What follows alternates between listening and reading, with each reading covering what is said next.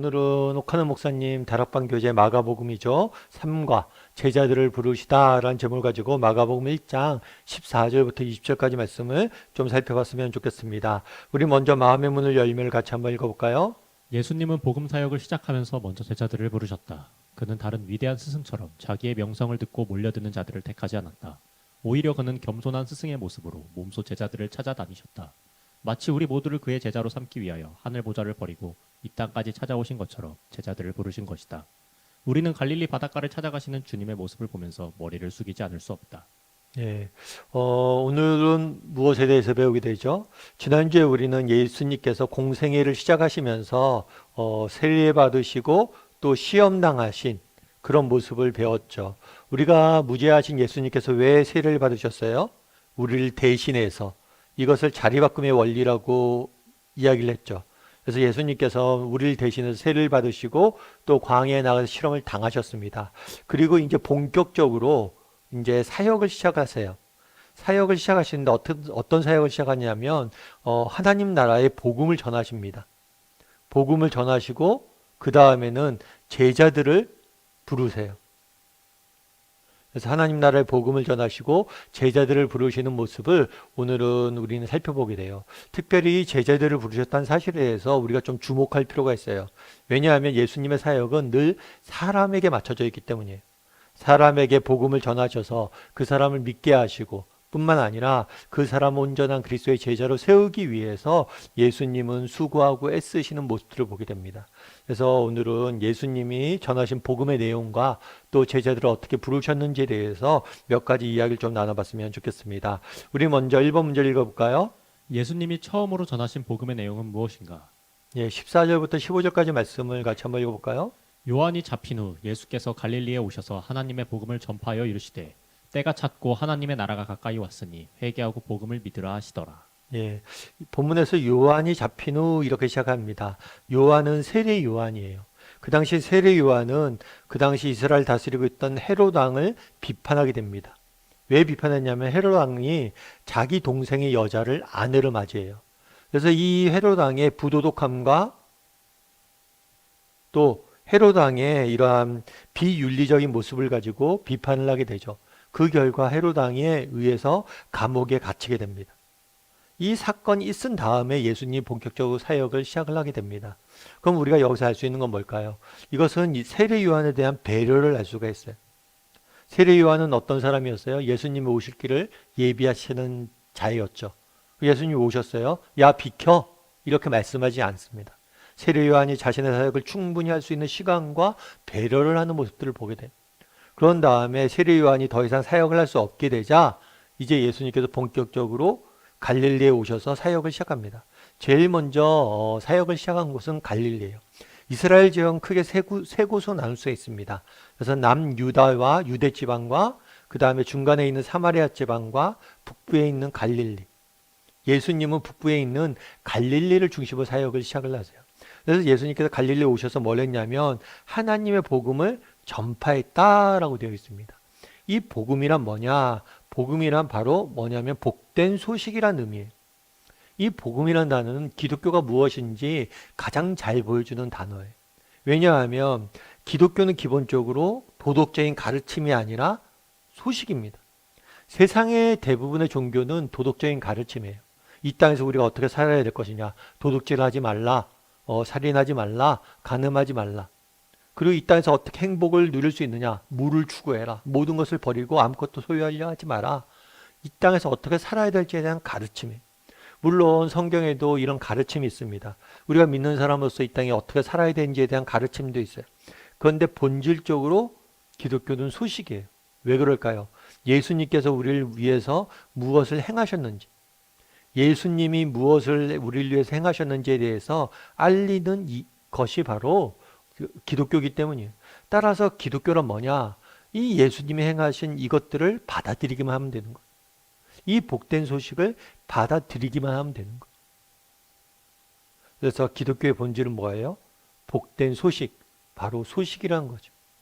제가 예전에 이제 개척하기 전에 옥하는 목사님 모시고 사역을 했는데 옥 목사님 건강이 안 좋으셨어요. 특별히 폐가 안 좋으셨는데 젊은 날 폐결핵에 걸려서 1년 정도 안식년을 하셨어야 돼요. 사역도 못하고 쉬기만 하셨어야 되죠. 근데 폐결핵 걸려서 이제 폐결핵 약이 독하거든요. 그러니까 아침에 밥을 먹기 전에 폐결핵 약을 먹어요. 그리고 밥을 먹어요. 먹은 후에 먹는 게 아니라 밥을 먹기 전에 그만큼 독하기 때문에 빨리 중화시키는 거죠. 그런데 폐결핵 약을 이렇게 독한 약을 막 먹었어요. 먹었는데 1년 정도 먹고 잘 쉬다 보니까 이제 폐결핵이 나은 거예요. 그래서 의사 선생님이 이야기를 한 거예요. 의사 선생님 만났는데 이제 폐결핵 다 나았으니까 균이 없으니까 이제 약 안 드셔도 됩니다. 그런데 목사님 그런 생각이 든 거예요. 어떤 생각이 들었냐면 진짜 나았어? 자기는 안 나은 것 같은 거예요. 느낌이. 의사 선생님은 나았다고 그랬는데 자기는 안 나은 것 같죠. 그래서 뭘 한 거냐면 그 독한 약을 계속 먹었던 거예요. 의사 선생님 몰래. 의사 선생님이 이게 나았다고 선포했어요. 이걸 우리가 받아들이기만 하면 돼요. 그런데 그걸 믿지 못하고 받아들이지 못하고 뭐 하는 거야? 계속해서 독한 약을 먹고 있는 거예요. 기독교는 뭐예요? 선포예요, 선포. 당신이 병이 나았습니다. 이제 살 수 있습니다. 라는 선포예요, 선포. 소식이에요, 소식. 이걸 받아들이기만 하면 되는데 받아들이지 않고 여전히 뭘 하는 사람들이 많아요? 약을 먹고 있는 사람들이 많다는 거예요. 그래서 기독교는 본질적으로 뭐예요? 소식이에요, 소식. 가르침이 아니라. 특별히 어떤 소식이에요? 복된 소식. 기쁨의 소식이에요. 왜요? 왜 기쁨의 소식이에요? 이제 뒤에 이제 보다 자세히 나와요. 하나님 나라의 복음을 전파하였다라고 이야기하고 어떤 복음의 내용, 예수님이 선포하신 복음의 내용이 무엇인지 뒤에 기록하고 있어요. 뭐라고 되어 있냐면 이르시되 때가 찼고 하나님의 나라가 가까웠으니 회개하고 복음을 믿으라. 네 가지. 때가 찼다. 하나님 나라가 가까웠다. 회개하고 복음을 믿어라. 그럼 이 네 가지에 대해서 자세히 이제 이번 문제를 통해서 살펴보죠. 우리 이번 문제 같이 한번 해볼까요? 때가 찼다는 말의 의미는 무엇이라고 생각하는가? 그리고 하나님의 나라에 대해 아는 바를 말해보라. 예. 때가 찼다라고 이야기했잖아요. 때가 찼다. 때가 찼다. 성경에는 시간을 나타내는 단어가 크게 두 가지입니다. 하나는 뭐냐면 단순한 기간을 나타내는 단어예요. 시간의 흐름이죠. 그런데 또 한 가지는 뭐냐면 결정적인 순간을 나타내는 단어가 있어요. 이 때라는 단어는 이 결정적인 순간을 의미하는 단어. 그럼 어떤 순간이 되었다는 거죠? 마태복음 3장 2절 보면 회개하라 천국이 가까웠다. 때가 찼다. 라는 건 뭐냐면 순간이 되었다. 어떤 순간이 되었어요? 하나님 나라가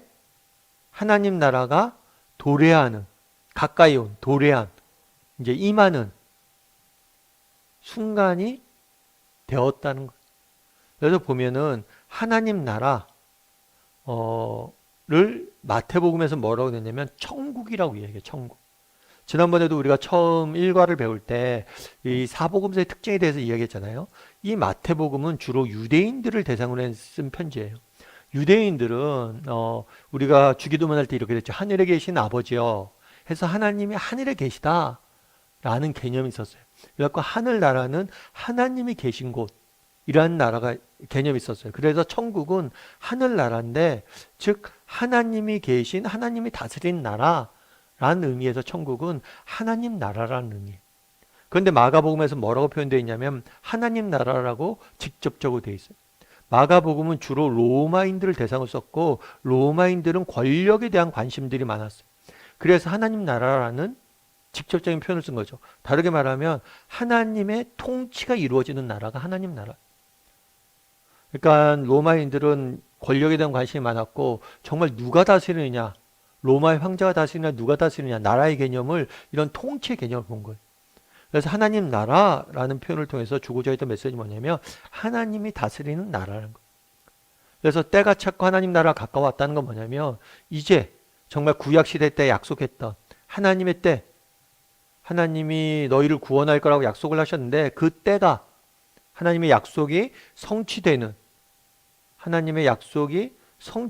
때가 되었고 그 성취되는 때가 되어서 뭐가 된다는 거예요? 하나님의 나라가 도래했다는 거예요. 하나님 나라가 임했다. 그럼 하나님 나라는 무엇을 의미하느냐? 하나님 나라는 어떤 나라예요?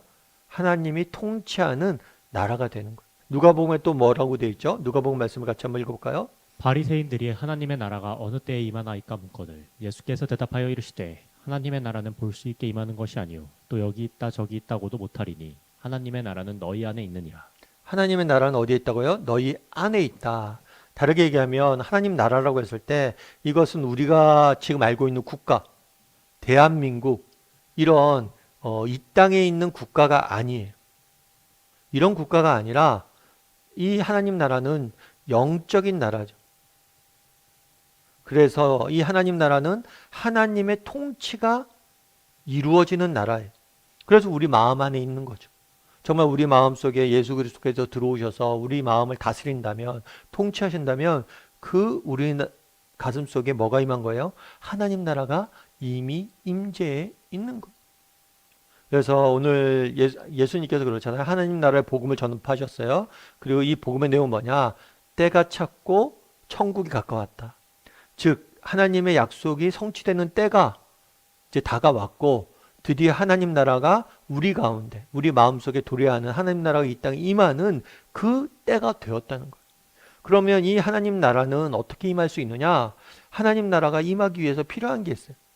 그러니까 때는 하나님 나라가 임재하는 때예요. 그럼 하나님 나라는 어떻게 임할 수 있느냐? 회개하고 복음을 믿는 것. 그것이 필요한 거죠. 3번 문제 같이 한번 읽어볼까요? 왜 회개를 해야 복음을 믿을 수 있는가? 회개 없는 믿음의 예를 들어보라. 예. 뭐라고 그러냐면 회개하고 복음을 믿으라 라고 이야기를 했어요. 그래서 회개와 복음을 믿는 것. 이 두 가지는 동전의 양면이 한 쌍이에요, 한 쌍. 회개가 없이는 믿음이 생길 수 없고 믿음이 없이는 회개가 의미가 없어요. 대표적인 예로 이제 회개 없는 믿음의 예를 들어보라 해서 이렇게 돼 있는데 뭐라고 됐냐면 사도행전 8장 21절부터 23절 말씀이에요. 하나님 앞에서 내 마음이 바르지 못하니 이 도에는 내가 관계가 없고 분깃될 것도 없느니라. 그러므로 너는 이 약함을 회개하고 주께 기도하라. 혹 마음을 품은 것을 사하여 주시리라. 내가 보니 너는 악도에 가득하며 불의에 매인 바 되었도다 라고 되어 있어요. 이 말씀의 배경을 여러분들이 조금 알아야 돼요. 그럼 이 말씀의 배경은 뭘까요? 이 말씀은 어떤 말씀이냐면 사마리아 지역에 복음이 전파됩니다. 그리고 사마리아 사람들에게 성령이 임재해요. 성령이 그 마음속에 임재하고 하나님의 통치가 이루어진 거예요. 하나님 나라가 임재한 거예요. 임한 거예요. 그들 가운데. 그러자 마술사 시몬이 베드로에게 요구해요. 내가 돈을 줄 테니까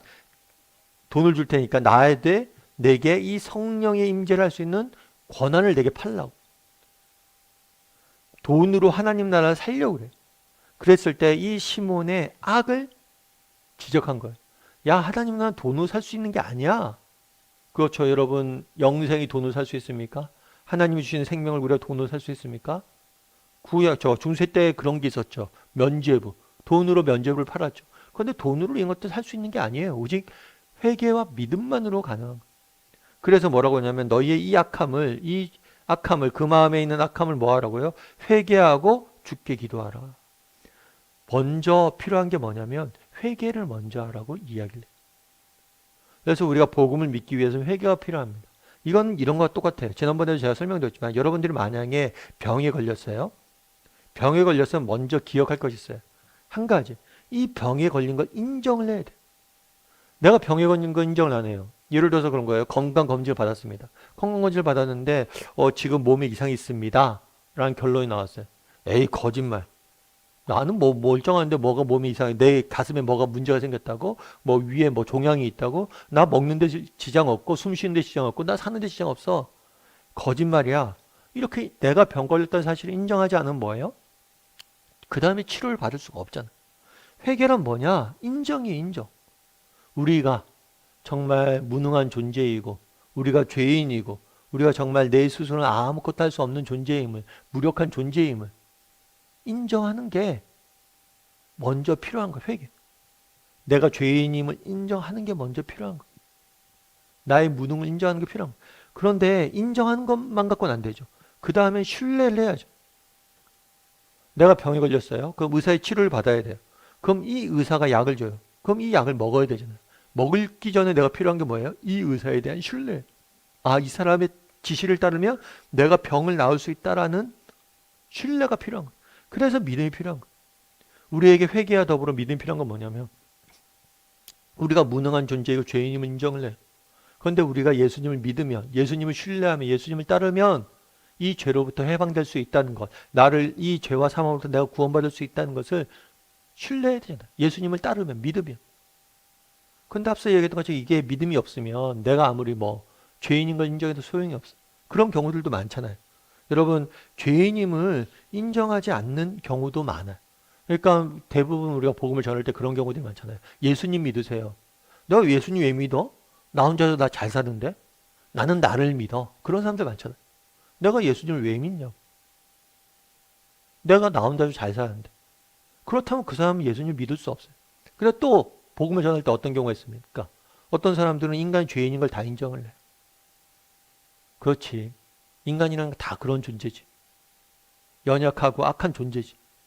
근데 거기까지만 해요. 그럼 뭐 어떻게 해야 돼요? 예수님을 믿어야 되잖아. 그래. 정말 인간이 부족하고 죄인이고 그런 걸 인정했다면 예수님을 믿어야 되는데 믿지 않아요. 그냥 그 사실만 인정을 해요. 그래서 회개와 복음을 믿는 것, 예수님을 믿는 것, 이건 두 가지든 같이 써야 돼요.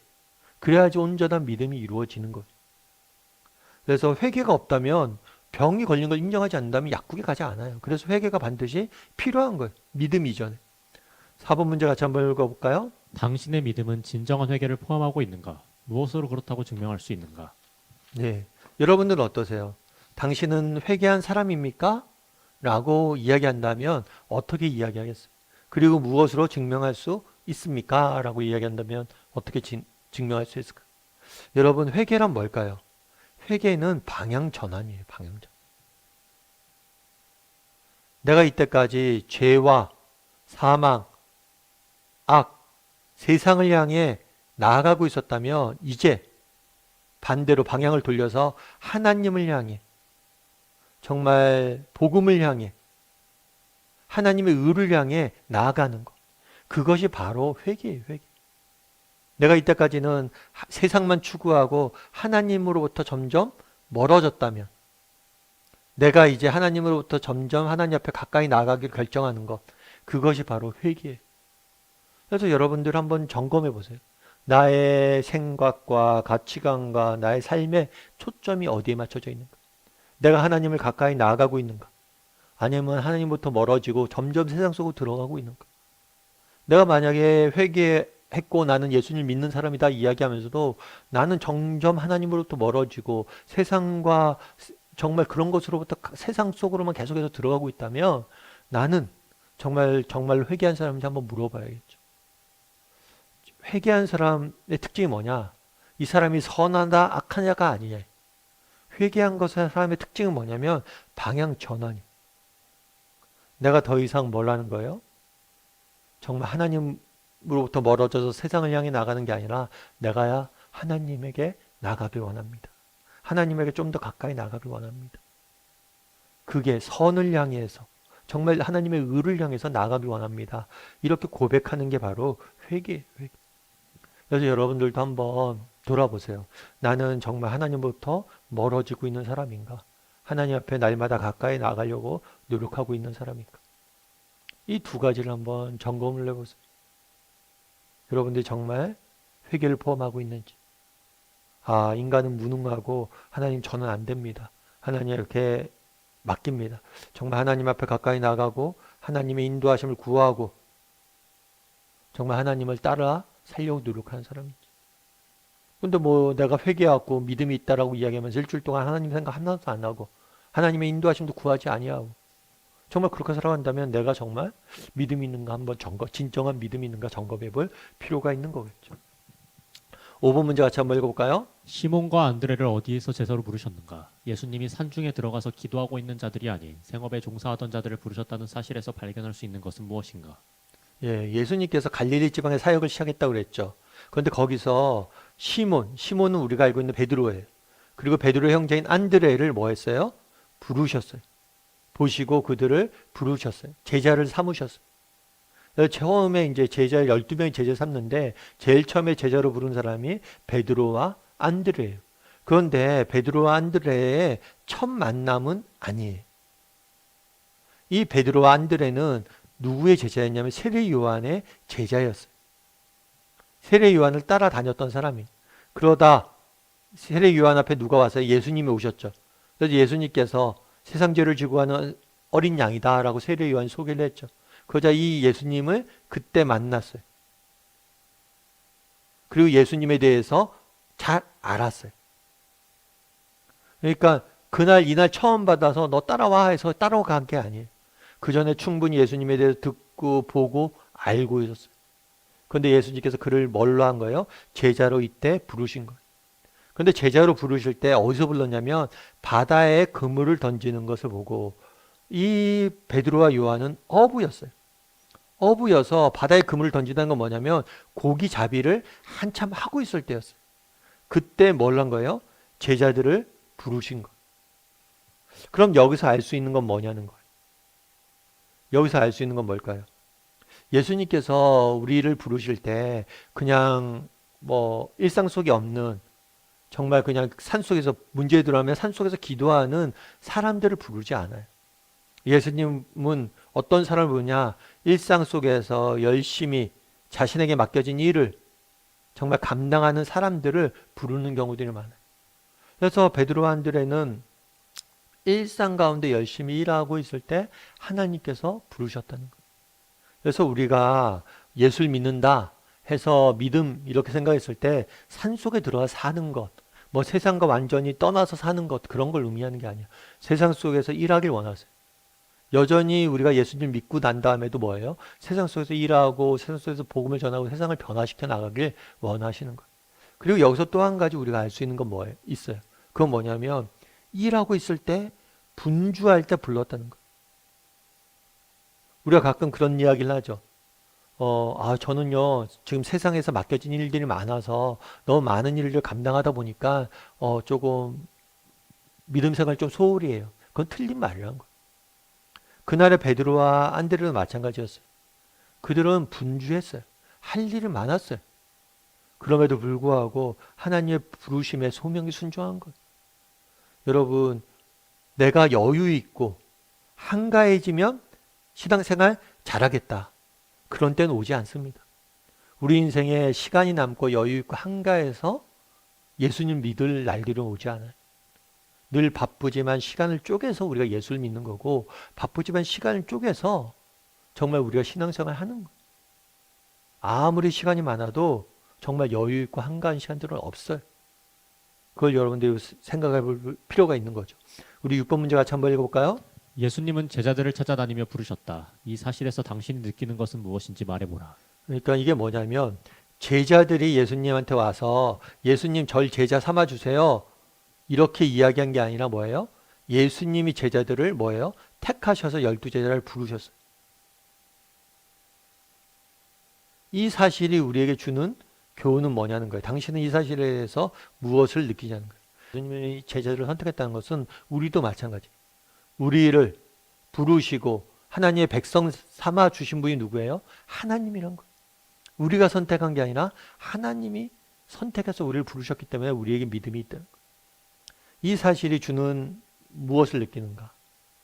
사실 제자들을 예수님께서 부르셨다는 사실에서 우리가 느낄 수 있는 게 있죠. 그건 뭐예요? 하나님의 주권이에요. 이거는 늘 나타나는 거예요. 바울도 마찬가지였죠. 나는 하나님의 부르심을 받은 사도다. 이런 하나님의 선택한 사도다. 라는 이런 확신들이 늘 있었어요. 이 주권 사상이 중요한 거죠. 그럼 이 주권 사상이 주는 위로는 뭘까요? 여러분 하나님이 선택하셨잖아요. 하나님은 완전하신 분이잖아요. 하나님의 선택은 뭐예요? 실수가 없다는 거예요. 하나님의 선택은 실패가 없다는 거예요. 물론 우리는 실패할 수 있어요. 우리는 넘어질 수 있어요. 하지만 그럴 때라도 우리가 뭘 해야 돼요? 하나님의 선택은 실수가 없어요. 우리가 신앙생활 열심히 하려고 합니다. 그런데 잘 안 돼요. 아까 회개에 대해서 이야기했는데 우리가 죄에 대해서 회개해요. 근데 그 다음날 또 죄를 져요. 야, 그럼 나는 안 됐나 보다. 아니에요. 하나님의 부르심엔 실수가 없으시고 뭐예요? 실패가 없어져요. 우리를 부르셨기 때문에 그분이 정말 우리를 끝까지 제자로 세워가실 거예요. 우리는 지금 부족하고 연약하지만 그분이 우리를 도와서 세워갈 거예요. 제자들도 마찬가지예요. 제자들도 실수하고 실패했잖아요. 하지만 나중에 우리가 뭘 알아요? 아, 하나님의 선택엔 실수가 없구나. 실패가 없구나. 그들을 다 하나님께서 뭐라는 거예요? 세우시고 사용하시잖아요. 그리고 또한 하나님의 선택에는 뭐가 없어요? 후회가 없으시고 변함이 없으세요. 정말 하나님께서 우리를 선택하셨잖아요. 그런데 하나님께서 정말 변함이 없어요. 이 선택. 끝까지 우리를 책임지고 우리를 붙잡아 주신 거예요. 그래서 예수님이 제자들을 찾아가 부르셨다. 하나님이 우리를 부르셨다. 우리를 제자들 선택하셨다. 이 사실이 주는 의미, 이 사실이 갖고 있는 가치에 대해서 여러분도 한번 각자의 생각을 좀 이야기하고 나눠보면 좋을 것 같아요. 우리 7번 문제 같이 한번 읽어볼까요? 제자들을 부르신 목적은 무엇이며 이는 무엇을 교훈한다고 생각하는가? 17절 말씀 같이 한번 읽어볼까요? 예수께서 이르시되 나를 따라오라 내가 너희로 사람을 낚는 어부가 되게 하리라 하시니. 나를 따라오라 라고 표현했어요. 이 따라오다는 건 뭐냐면 그 당시에는 어떤 게 있었냐면 누군가의 제자가 된다라는 것은 우리 그런 거죠. 내가 학교에 지나간다 그러면 내가 내 삶을 이렇게 살다가 잠깐 뭐 학교 가서 공부하고 오고 뭐 이런 걸 의미하지 않아요. 그 당시에 제자가 된다는 거 우리도 예전에 뭐 그런 거 있잖아요. 도자기 만드는 데 있으면 뭐 음식 만드는 사람 있으면 장인들 배울 때 어떻게 해요? 그 집에 들어가서 문화생으로 지내면서 그 집에서 먹고 자고 하면서 배웠죠. 그 당시에 제자의 개념은 그런 개념이었어요. 그래서 그 당시에 제자의 개념을 차용한 거죠. 그래서 예수님과 함께 생활하면서 예수님을 따르면서 함께 뭘 하는 거예요? 배움의 시간들 갖는 거예요. 나를 따라오는 것은 나의 삶을 보고 배우라는 거예요. 예수님의 삶을 보고 배우고 예수님처럼 살아가라고 초청을 하신 거예요. 그래서 우리가 무엇보다도 먼저 필요한 게 있어요. 그건 뭐냐면 배움이에요. 다르게 표현하면 훈련이에요. 훈련. 여러분 하루아침에 우리가 그리스도인처럼 살아가지지 않습니다. 내가 하루아침에 온전한 그리스도인이 되어서 정말 그리스도인답게 살아가는 게 아니에요. 실수하고 실패하고 계속해서 과정을 통해서 우리가 자라가는 거예요. 그래서 우리가 믿음을 가졌다고 해서 하루아침에 내가 선한 사람이 되는 게 아니에요. 하루아침에 내 삶이 달라지는 게 아니에요. 끊임없이 보고 배우는 과정들을 우리가 거쳐야 되는 거예요. 그런데 이렇게 예수님이 부르시고 그렇게 훈련시킨 목적이 있어요. 배우라고 하는 목적이 있어요. 그건 뭐예요? 너희로 사람을 낚는 어부가 되게 할 것이다. 너희로 사람을 낚는 어부가 되게 할 것이다. 라는 고 말한 거죠. 예수님께서 한 가지 이미지를 차용합니다. 그건 뭐냐면 어부의 이미지, 어부. 베드로와 안드레는 지금까지 뭘 했어요? 물고기를 낚는 어부였어요. 그런데 너희가 이제 물고기가 아니라 사람을 낚는 어부가 될 것이다. 그러면 이 사람을 낚는 어부가 된다는 건 도대체 무슨 의미냐? 사도행전 1장 8절 말씀 같이 한번 읽어볼까요? 오직 성령이 너희에게 임하시면 너희가 권능을 받고 예루살렘과 온 유대와 사마리아와 땅끝까지 이르러 내 증인이 되리라 하시니라. 사도행전 1장 8절에서 뭐라고 되어 있어요? 내 증인이 될 것이다. 증인. 증인이란 사람은 뭐예요? 보고 들은 것을 증거하는 사람. 자기가 보고 들었잖아요. 예수님을 따라다니면서 자기가 보고 들은 것을 뭐예요? 세상에 전하는 사람. 예수님을 전하는 사람. 그래서 사람을 낚는 어부가 되는 건 뭐냐? 예수님을 전하고 그 사람들이 복음을 믿고 예수님 안으로 돌아오도록 하는 사람을 만드는 어부가 되는 게 뭐예요? 예수님이 제자들을 부르신 목적이죠. 그래서 아까 이미지 이야기를 했는데 예수님이 이제 제자들을 부르셨잖아요. 그리고 제자들을 부르신 목적을 위해서 사용하는 이미지가 두 가지가 있어요. 하나는 오늘 본문에 등장하는 어부예요. 또 하나는 뭐냐면 목자예요. 그래서 베드로에게 뭐라고 이야기합니까? 내 양을 먹이라. 마지막에 요한복음 주신 소명이 뭐예요? 내 양을 먹이라. 그러니까 양을 돌보는 거죠. 그래서 사람을 뭐예요? 사람에게 복음을 전해서 그 사람들 예수님을 믿게 하고 그들을 영적으로 돌보는 것. 그것이 우리에게 주신 소명이란 것. 그리고 예수님께서 이 땅에 오셔서 하신 일이죠. 예수님이 제자를 부르셔서 그들을 복음을 전하고 그들을 그리스도의 제자로 세웠죠. 그리고 너희에게 당부한 거예요. 너희도 내가 한 것처럼 똑같이 다른 사람에게 복음을 전하고 그들을 그리스도의 제자로 세워가라. 어부와 목자의 이미지를 통해서 제자들을 부르신 거죠. 우리 8번 문제 같이 한번 읽을까요? 예수님의 부르심에 내 제자들은 어떻게 응답하였는가? 예수님이 부르셨어요. 그러자 그들은 어떻게 응답했어요? 두 가지를 냈어요. 그물을 버려두고 따르다. 곧 부르시니 세베대를 품등과 함께 배에 버려두고 따랐다. 버려두고 따르다. 두 가지 요소가 담겨져 있는 거예요. 그럼 이게 무슨 의미일까요? 우리 9번 문제 같이 한번 읽어봐요. 버려두고 따르다는 말의 의미는 무엇인가? 두 가지를 있어야 된다는 거예요. 그건 뭐냐면 첫 번째는 버림이에요. 다르게 말하면 떠남이죠. 이건 아브라함을 부를 때도 마찬가지예요. 내 친척과 아비 집을 떠나. 그 다음 뭐예요? 내가 가리키는 약속한 땅으로 가나안 땅으로 가라. 그래서 우리가 떠남이 있어야 되고 뭐예요?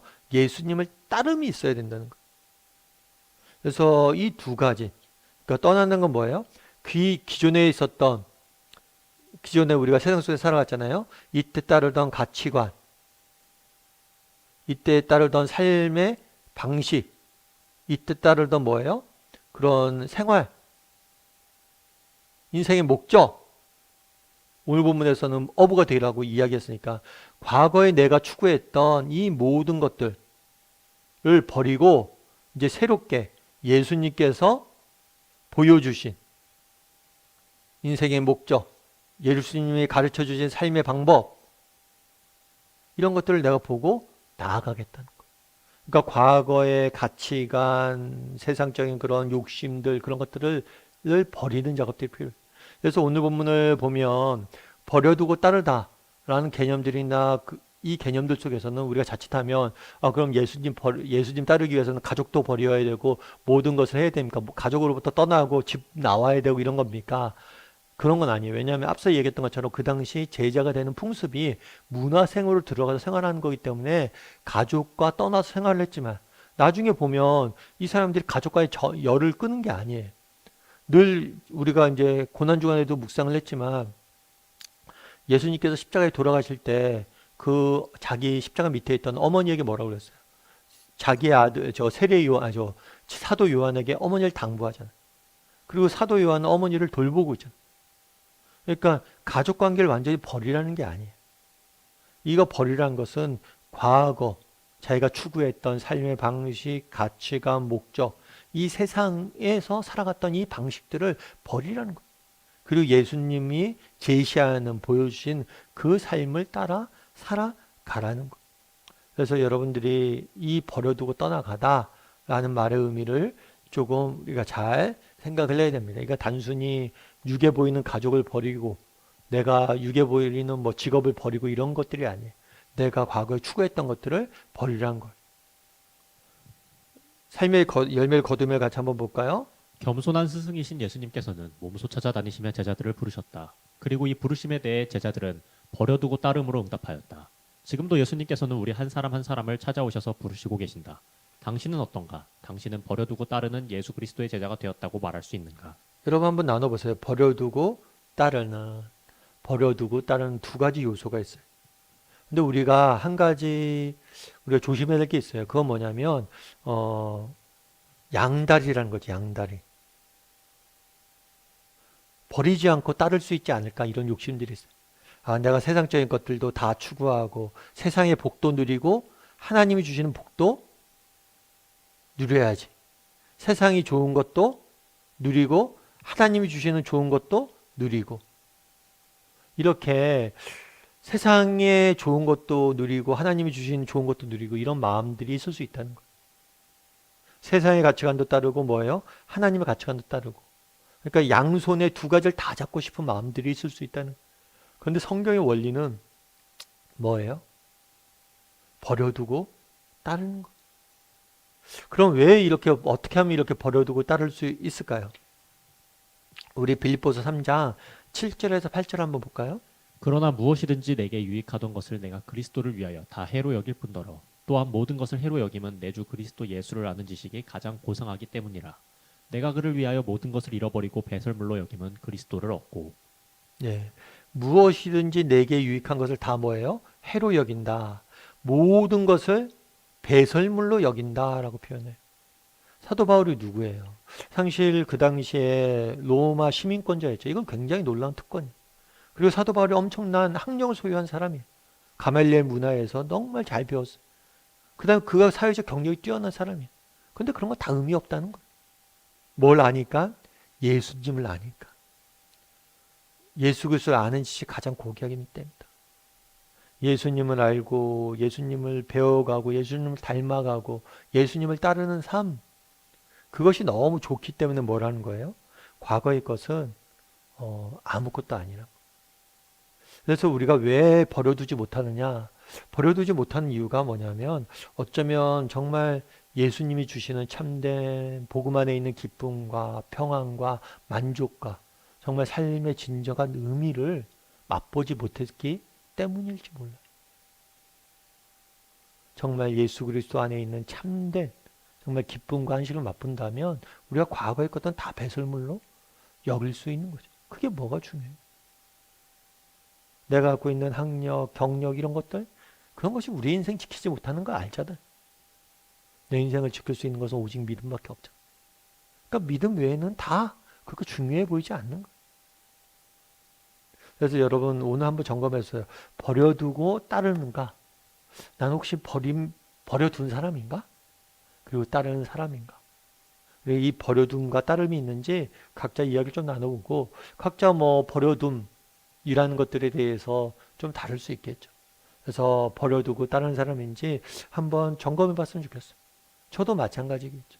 저도 예수님을 믿고 목사라고 하지만 난 정말 버려둔 사람인가? 여전히 과거의 영광, 세상의 영광들을 추구하고 있진 않은가? 사람들의 인정을 더 받길 원하고 또 세상적으로 주는 그런 명예나 명성을 더 추구하는 사람 아닌가? 좋은 것들 누리는 것, 세상적으로 주는 좋은 것들을 누리고 있는 사람, 누리려고 하는 사람 아닌가? 그런 거에 빠져 있는 사람 아닌가? 그래서 우리가 늘 한번 점검해 봐요. 버려두고 있는가? 따르고 있는가? 이것은 우리에게 과제예요. 이게 뭐 목사가 됐고 내가 신앙생활을 오래 했다고 이루어진 게 아니. 늘 돌아봐야 되는 거예요. 난 정말 잘 버려둔 사람인가? 그래서 오늘 한번 각자 과를 마무리하면서 한번 버려두고 있는가, 따르고 있는가 한번 나눠봤으면 좋겠습니다. 그리고 뭐 우리가 버려주지 못하는 이유, 또 버려주지 못한 결과 여러 가지가 있을 수 있을 거예요. 내 삶에 정말 염려와 걱정이 많다. 어쩌면 이 염려와 걱정이 많은 것도 버려두지 못했기 때문일지 몰라요. 그래서 한번 여러 가지 이야기를 좀 나눠보면 좋을 것 같습니다.